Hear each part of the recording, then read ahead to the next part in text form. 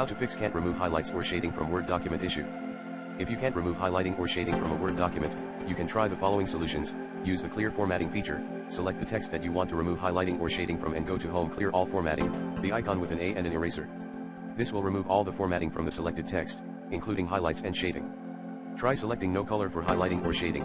Select the text that you want to remove highlighting or shading from and go to Home, Text, Highlight Color or Home Shading. Then select no color from the drop-down menu. This will clear the highlight or shading color from the selected text. Set the background color to no color. Sometimes, the text may appear highlighted or shaded because of the background color of the paragraph or the page. To check this, select the text that you want to remove highlighting or shading from and go to Design, Page Color or Layout, Page Background, Page Color.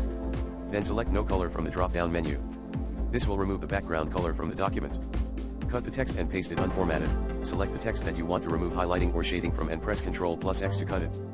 Then go to Home, Paste Special and select Unformatted Text. This will paste the text without any formatting, including highlights and shading.